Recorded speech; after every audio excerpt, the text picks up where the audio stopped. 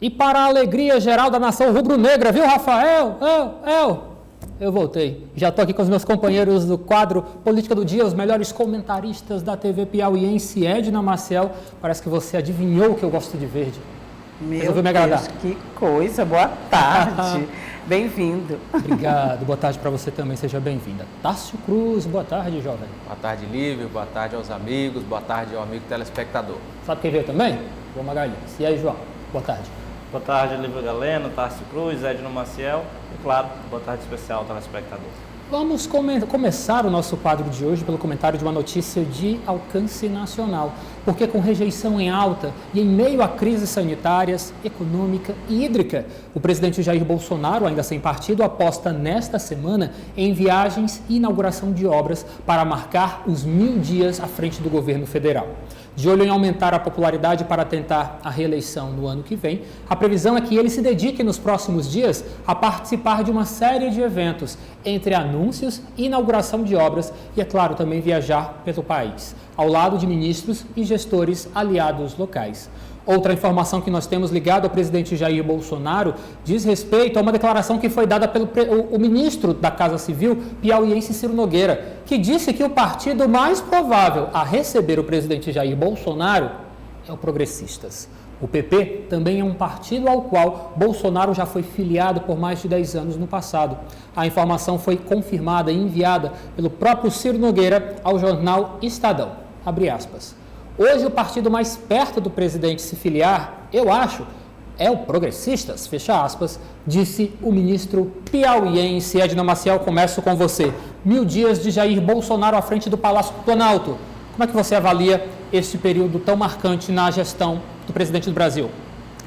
Muito marcante mesmo. Primeiro pelas questões envolvendo a pandemia, né, os questionamentos, os comportamentos, as declarações bombásticas, mas também sua grande presença em vários locais onde esteve, inclusive aqui no Nordeste, fazendo sua, entre aspas, já pré-campanha, com as motociatas, e sempre muito polêmico, disparando aqui e ali frases de efeito e que fazem com que ele esteja sempre na mídia, né?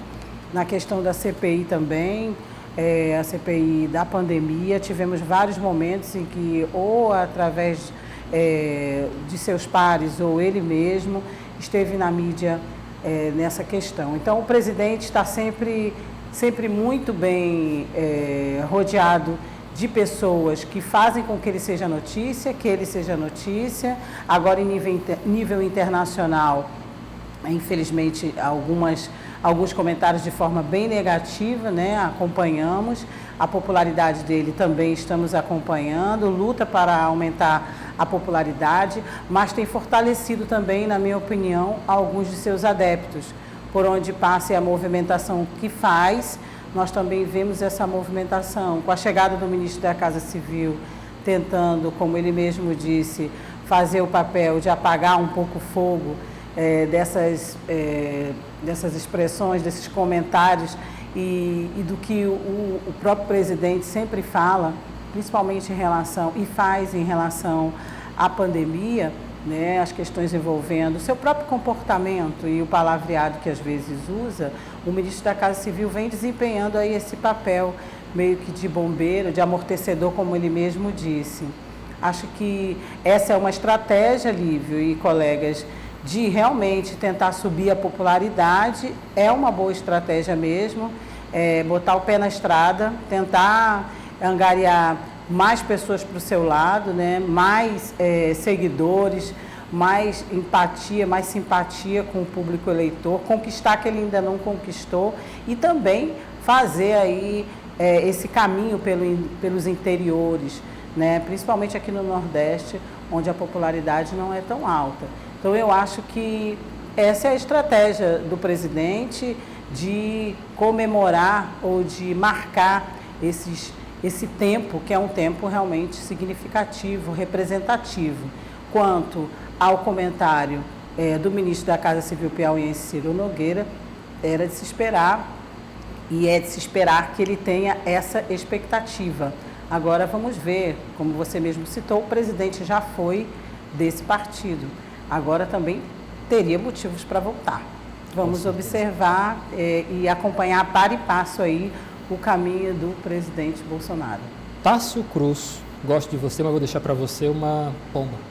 Tássio, nós estamos diante de um governo Jair Bolsonaro, 1000 dias à frente do Palácio do Planalto, onde ele enfrentou diversas crises. Crises de popularidade, de relacionamento com a imprensa, crise econômica, crise de saúde pública. Ninguém previa esta pandemia do novo coronavírus neste momento acontecer mundo afora. Mas é importante destacarmos que quando falamos do presidente Jair Bolsonaro, geralmente aquelas pessoas que são aliados de primeira linha sempre dizem que o governo Bolsonaro vai deslanchar no contexto pós-pandemia. Para você, Tássio, minha pergunta é a seguinte: você acredita que nesses 1000 dias o presidente conseguiu governar ou ainda não?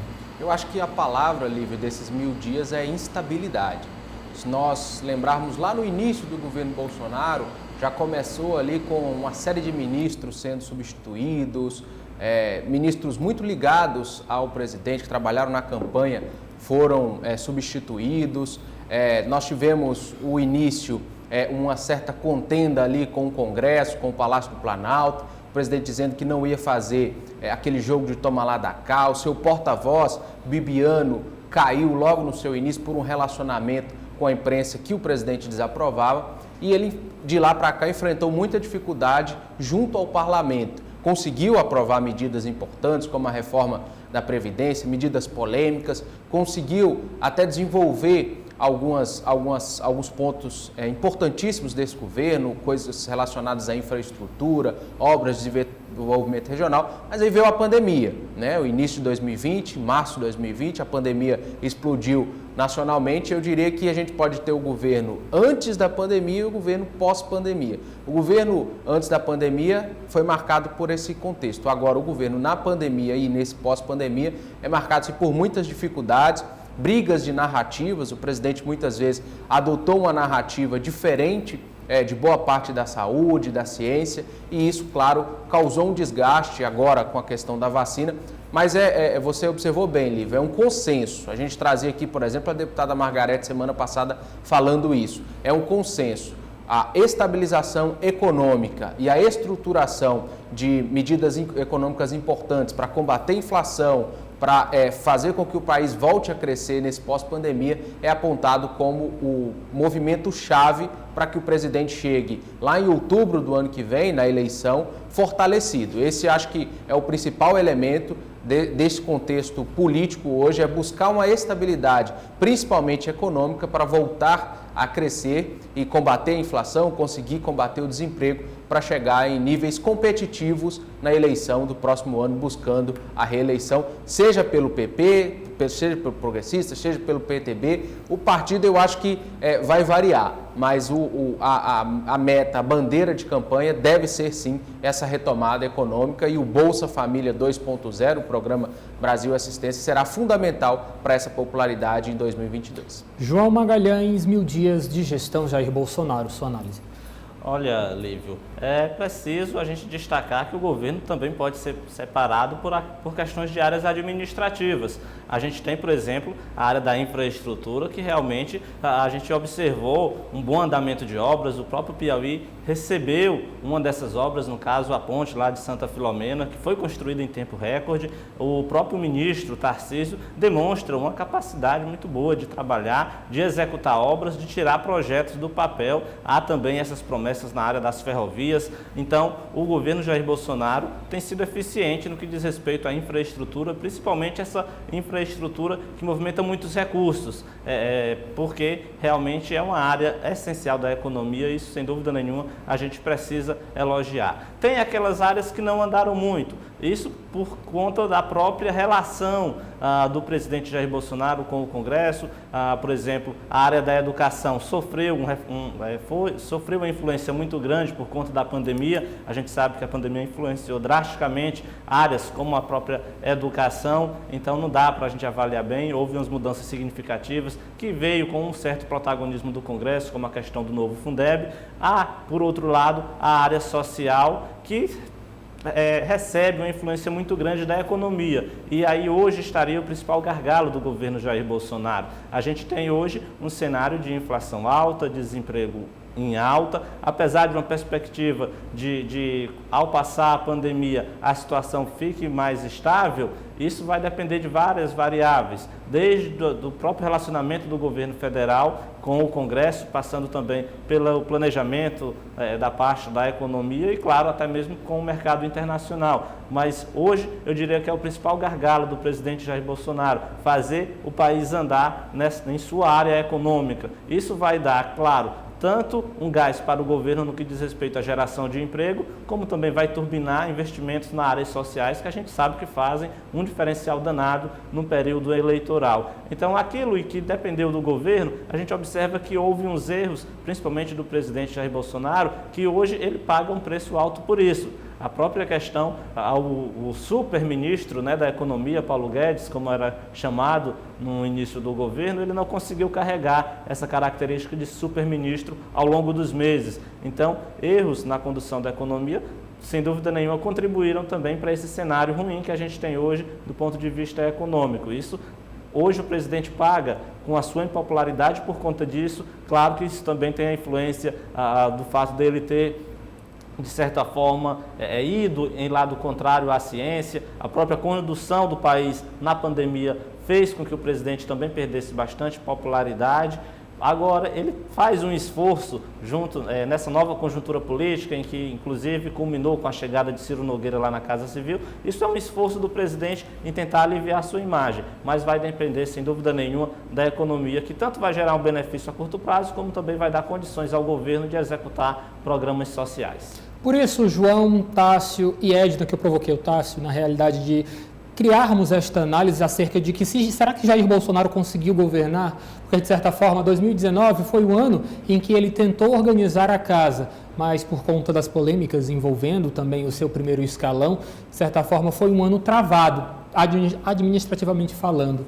2020 tivemos o boom da pandemia do novo coronavírus e 2021 ainda estamos vivenciando as consequências desta pandemia. Olhando para a história de Jair Bolsonaro à frente do Palácio do Planalto, a impressão, pelo menos que eu fico, e é claro, também tendo como base as declarações dos apoiadores em primeira linha, é de que o presidente do Brasil ainda não conseguiu governar e que esta expectativa fica para o que está sendo chamado de pós-pandemia. De acordo com os especialistas em saúde pública, esta pandemia não vai acabar tão cedo, mas se pensa em um contexto de pós-pandemia, bem entre aspas, a partir do momento que a população brasileira, 70% da população brasileira, esteja completamente imunizada contra o novo coronavírus. Há uma grande expectativa para que realmente Jair Bolsonaro e seu primeiro escalão possa tomar medidas que tragam este reforço de popularidade, que tragam benefícios à economia, benefícios à vida dos brasileiros, mas o sentimento que eu tenho, pelo menos até o exato momento, é de que ele não conseguiu administrar, porque realmente foi pego em cheio pela onda do novo coronavírus. Vamos acompanhar e vamos observar para ver como que o presidente do Brasil se comporta neste final de 2021, que ainda guarda muitas expectativas da nossa população. Agora nós estamos indo para a Assembleia Legislativa do Estado do Piauí, porque o comentário é geral. As portas do Partido dos Trabalhadores estariam completamente fechadas para petebistas como Nerinho e Janaína Marques. A medida para evitar que petistas históricos percam votos em 2022. Quem explica melhor um pouquinho para a gente esta situação é o deputado estadual pelo PT, Franzé Silva. Há uma possibilidade real de recebermos aí alguns deputados de mandato, mas também há uma reflexão interna do partido em relação a essa medida. E o Partido dos Trabalhadores é um partido de base. Nós iremos ouvir o governador, que é nosso maior líder, mas também temos que ouvir a base do partido, né, para que a gente possa ter uma solução de diálogo e, acima de tudo, de consenso. O PT sempre é muito de estar colocando os seus debates internos de forma muito abrangente, mas depois de tomar a decisão, o PT caminha juntos. Todos os militantes estão juntos na decisão que o partido tomar. Então a ideia é que a gente possa, nesses próximos dias, ter esse diálogo interno com a militância, com os filiados e com as lideranças maiores do partido. Sobre a chegada especialmente de Janaína e Nerinho, a informação que a gente tem de bastidor é que o partido teria uma certa resistência a esses nomes. Como é que está essa discussão? Inicialmente, a militância tem resistência a qualquer deputado de mandato, né? Mas nós precisamos entender a estratégia maior do partido para a eleição de 22 e para a governabilidade de um eventual mandato do secretário Rafael Fonteles sendo eleito. Há a possibilidade de receber Edno Maciel, mas a militância não ficaria feliz, não. Bom, a gente sabe qual é o perfil do Partido dos Trabalhadores quando tem que tomar uma decisão desse nível bem. Então ainda vai haver muita discussão, muita conversa, mas que não parece que a satisfação seria geral, realmente, por toda a história que envolve essa celeuma de saída dos seus partidos, enfim. E tudo que envolve essa questão, já que sempre foram apoiados pela base do governo, se dão muito bem com o governo, mas partido é outra coisa, né? Quando chega lá dentro e dentro das correntes que existem dentro do Partido dos Trabalhadores, então já viu, né? Primeiro lugar, prioridades e prioridades lá. Bem, então assim, o que a gente espera dentro desse perfil que a gente já conhece, né, é que ainda vai haver muita discussão. Mas eu também não creio que a resposta seja mesmo para o que não vá atender a grande maioria de colocar mesmo seus próprios já petistas históricos ou partidários na lista de prioridades, né? Vamos ver aí o que vai acontecer, mas a gente já sabe que, como o próprio deputado disse, vai ser discutido e decidido conjuntamente. Otácio, entre os bastidores realmente se fala sobre essa possibilidade de se fechar as portas, particularmente para Nerinho e Janaína Marques, não é isso? Isso, a informação é essa, Lívia, e eu discordo só do deputado quando ele fala de militância. Quem não concorda com a chegada desses deputados é principalmente os pré-candidatos do PT, os deputados suplentes do partido que veem em Nerinho e Janaína rivais com um potencial de voto um pouco acima. Curiosamente, os dois são trabalhistas, né? O Partido dos Trabalhadores e o PTB, o Partido Trabalhista Brasileiro. E sempre foram aliados do governador Wellington Dias. Então, esse argumento de que Janaína e Nerinho chegaria ao PT somente por uma questão eleitoral não condiz, porque os dois sempre foram aliados administrativamente do Partido dos Trabalhadores. Mas a informação é essa, que o partido está de portas fechadas porque os dois teriam uma votação acima da margem que o PT calcula para líderes históricos, que ficariam próximo a 20, 25 mil votos. Então, portas fechadas. A informação é que Elisângela Moura, Oliveira Neto e até mesmo, talvez, o deputado Firmino Paulo seriam aceitos no PT. Os deputados de mandato que o deputado Franzé fala aí são esses três. Porém, e a Elisângela suplente. Porém, Nerinho e Janaína e outros que queiram entrar no partido, a porta está fechada. Primeiro os de casa, depois se pensa nos outros. Acho que esse é um pouco do lema do Partido dos Trabalhadores, que vai decidir na instância partidária. Mas eu acho que todos terão negadas aí a sua autorização de entrar no partido. Ô João Magalhães, mas e o fator Wilson Martins? Andei observando nos bastidores da política de que muitos até cogitam a possibilidade do ex-governador, que era do caso do PSB, se filiar ao Partido dos Trabalhadores. Ele seria ou não seria bem-vindo ao PT? Olha, Lívio, aí é um problema estadual que o Tarcísio aí muito desanda bem, tudo. E agora passa para a Câmara Federal, porque a mesma questão que envolve a formação da chapa para a Assembleia Legislativa, ela também, os mesmos problemas estarão presentes no que diz respeito à formação da chapa para a Câmara Federal. Quando o Tarcísio diz que o problema é a militância, né, Tarcísio, é bom lembrar que é uma militância de umas 8 pessoas, que é os suplentes, esses deputados que sempre tiveram aí cerca de 15 a 25 mil votos, eles que realmente não querem perder o espaço, porque tem um histórico de militância dentro do Partido dos Trabalhadores e não querem perder o espaço de candidatura para alguém que está chegando agora e já chega aí nessa casa de 25 mil a 30 mil votos. Imagina na chapa federal, vou só dar um exemplo aqui, Lívio e colegas, o deputado Merlong Solano, que é um petista raiz, que a gente sempre conhece o histórico dele, sempre foi do Partido dos Trabalhadores, é um dos fundadores do Partido dos Trabalhadores e deve disputar a reeleição na Câmara Federal. Nas últimas eleições ele ficou aí na casa dos 70 mil votos. Agora já está no exercício do mandato, assumiu com a morte do deputado federal Assis Carvalho, vai concorrer à reeleição, mas se o Partido dos Trabalhadores começar a receber todo mundo, é possível que a gente veja Merlong Solano, um petista histórico, perdendo a vaga para Wilson Martins, ex-governador, que nunca foi filiado ao Partido dos Trabalhadores, pelo contrário, já foi adversário do PT, mas agora nessa conjuntura pode chegar ao partido. Então, o PT pensa mais ou menos dessa forma. Se a gente for começar a aceitar todo mundo que está vindo para cá, ao invés da gente eleger petistas históricos, vamos estar perdendo vagas para quem está chegando agora no partido e não tem um histórico nenhum com a sigla e que pode mudar de partido logo depois de ser eleito. Então esse é um medo, é um temor que militantes históricos do PT e, claro, principalmente os pré-candidatos que estão aí hoje como suplentes, é um temor que eles têm em estar recebendo todas essas lideranças. Olha, mas enquanto o PT está de portas fechadas, o MDB está de braços abertos para acolher candidatos comandatos.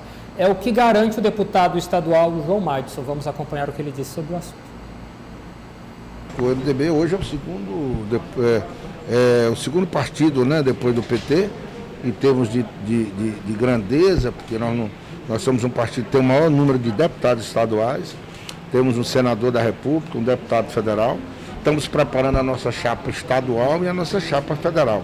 Então é um momento realmente do governador buscar esse entendimento com todos os partidos da base aliada para fortalecer ainda mais a candidatura, a pré-candidatura do Rafael Fonteles. O governador falava que alguns partidos não vão conseguir montar chapa e, claro, vai se concentrar em partidos maiores, esses partidos menores. O MDB está aberto para receber os deputados com mandato? Todos, nós estamos abertos para receber todos os candidatos com mandato. Nós não temos problema nenhum e aqueles que querem entrar no MDB estão de portas abertas. Tanto faz os deputados como também aqueles que ainda não são deputados, que queiram entrar no MDB, nós estamos esperando e espero que mais pessoas possam vir se filiar ao nosso partido. Aí, agora então me explica, por que essa conta funciona para o MDB e não funciona para o Partido dos Trabalhadores?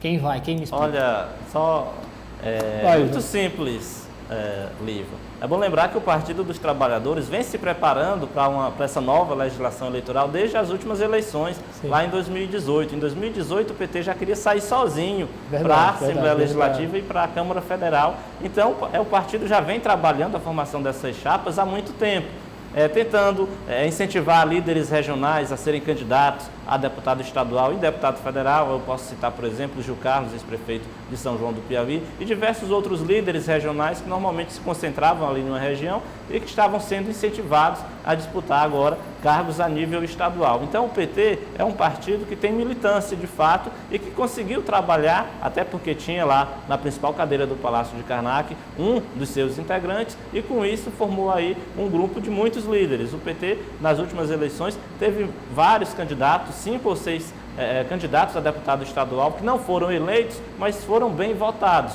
Então isso deu ao partido uma cauda para que agora, na nova legislação, não tenha nenhuma dor de cabeça. Pelo contrário, o PT está, como a gente observou, fechando as portas para quem quer vir para a sigla. Já no caso do MDB, a gente tem um caso totalmente contrário. O MDB, nas últimas eleições, só foi candidato praticamente quem se elegeu. Ou seja, é um partido que não trabalhou bem a questão de trazer líderes que pudessem ali ajudar a chapa a ter votos. Aqueles candidatos que a gente chama de cauda, né? Aqueles candidatos que têm 10, 15 mil votos, que não se elegem, mas ajudam o partido a conquistar cadeiras. Então agora a gente chega num momento em que o MDB tem praticamente filiado em seus quadros para disputar os cargos apenas os deputados que já estão em mandato. E agora, como ele vai precisar de uma cauda, até para que esses deputados consigam ser reeleitos, ele convida todo mundo que tenha interesse em ser candidato a deputado estadual a se filiar à sigla.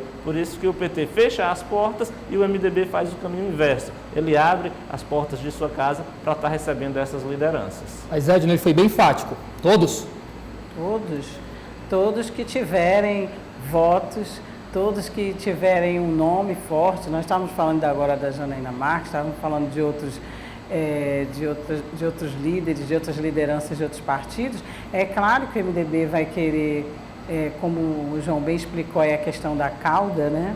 É claro que ele vai querer se unir a nomes fortes. Quando ele diz todos, eu entendo esse todos, Lívia, como todos que tiverem votos, todos que tiverem nomes fortes como aqueles que nós citamos aqui. Me corrijam se eu estou enganada. Não venham só, venham com seus votos, né? Tássio Cruz, você esteve na manhã de hoje na Câmara Municipal de Teresina, os nossos vereadores, particularmente o presidente Jeová Alencar do MDB, passou amanhã uma reunião de portas fechadas. Qual era a pauta, Tássio? Falando de MDB, né, Lívio? A gente flagrou rapidamente lá na Câmara uma reunião a portas fechadas do presidente da casa com vários vereadores. Chegavam e saíam vereadores o tempo todo da reunião. Nós tentamos ali apurar e ouvir deles o que é que estava sendo discutido.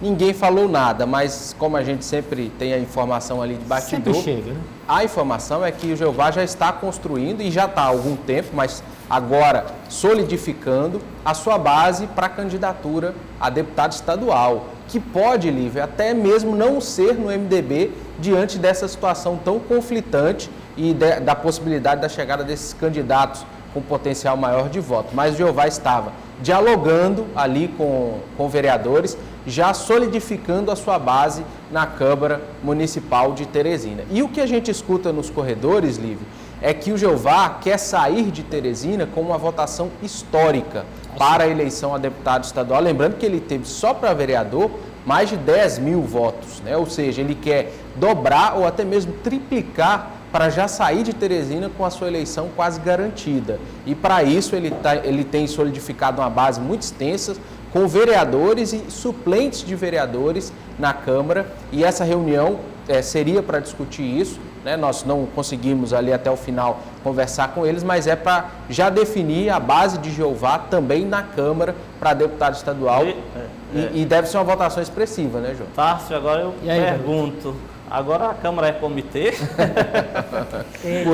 Por isso o cuidado, né? Por isso o receio de falar sobre essa reunião, mas o que a gente ouviu de bastidor é que a conversa é nesse sentido e deve aumentar, né? Daqui de vez ou outra a gente vê algum vereador do interior lá na Câmara conversando com o vereador Jeová. Claro, tem aquela parte ali institucional, né? Mas bem observado, João, essa análise, essa discussão daqui a um tempo vai ter que sair da Câmara e ser feita fora de lá. Mas uma reunião a portas fechadas, Lívio, justamente para discutir essa situação dessa pré-candidatura de Jeová à Assembleia Legislativa. Hoje eu achei o Tássio um pouco, de certa forma, ousado em dizer que pode essa possível candidatura de Jeová Alencar nem ser pelo MDB. Ousado ou não? Olha, Lívio, mas de fato, como a gente tem observado, as chapas, a formação das chapas é algo que vai ser tão complicado que eu também não duvido de muita gente que hoje está no partido ter que sair depois que fazer as contas, principalmente no caso do MDB. Imagina, Lívio, o deputado estadual eleito em 2018 com a menor votação pelo MDB teve quase 30 mil votos. Então, se você não tiver cerca de 30 mil votos, para você chegar ao MDB vai ser complicado. Você pode ir, mas muitas vezes a gente observa que o partido está de portas abertas, mas para receber pessoas para ajudar quem está lá a se eleger. Olha e não aí, para tomar a vaga de quem já está lá, como o Partido dos Trabalhadores agora realmente não quer que isso aconteça. Foi uma experiência até bastante parecida com o que aconteceu em 2020, quando nós observamos esse movimento do MDB em tentar atrair todo e qualquer nome que tivesse essa capacidade de trazer votos. No caso, vamos lembrar do ex-jogador Cima, vamos lembrar da professora Elizabeth Lourdes, vamos lembrar de outros nomes que foram convidados pelo MDB nessa tentativa de dar mais robustez, de certa forma, em aumentar os votos destinados ao MDB. É isso, João? Exatamente, Lívio. A grande dificuldade vai ser exatamente essa. Vai ter dificuldade para os partidos em atrair pré-candidatos, assim como também vai ter uma certa dificuldade porque os pré-candidatos vão ter que fazer os cálculos. Verdade. Certamente, ninguém vai para um partido sabendo que vai perder. Ele vai procurar ver ali sua margem de votos. No caso de Jeová Alencar, ele vai ter ali com a sua experiência mais ou menos um pensamento, uma margem de votos. Não, eu tenho tantos mil votos. A partir disso, onde é que eu consigo me eleger? Se for pelo MDB, muito bem, porque eu já estou aqui. Mas se eu precisar trocar de partido, pode ter certeza que eles vão optar por priorizar suas ações. Primeiro, os meus interesses. Em segundo, a gente converse com quem for possível. Posso dizer uma coisa, Edna Maciel? Eu ia te perguntar a mesma coisa, se eu podia falar uma coisa. Deixa eu falar primeiro a minha, pode ser? Fala. Ainda bem que estes problemas não são meus, são dos partidos.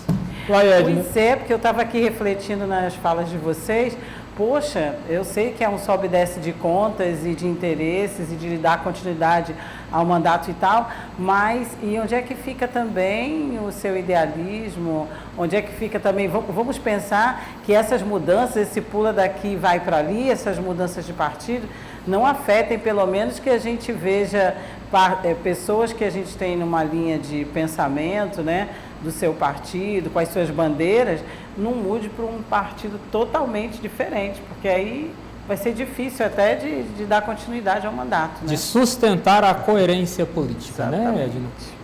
Edna, obrigado. Hoje só foi segunda-feira, vamos conversar muito sobre política até o final da semana, se assim Deus permitir. Obrigado, boa tarde. Obrigada a você, aos colegas e principalmente à nossa audiência. Tássio Cruz, aquele abraço, muito obrigado, boa tarde para o senhor. Grande abraço, Lívio, bom tê-lo de volta e um grande abraço aos amigos telespectadores. Voltei com a língua afiada. João Magalhães, aquele abraço, meu amigo. Obrigado, Lívio, boa tarde para você, boa tarde a todos. Política do dia.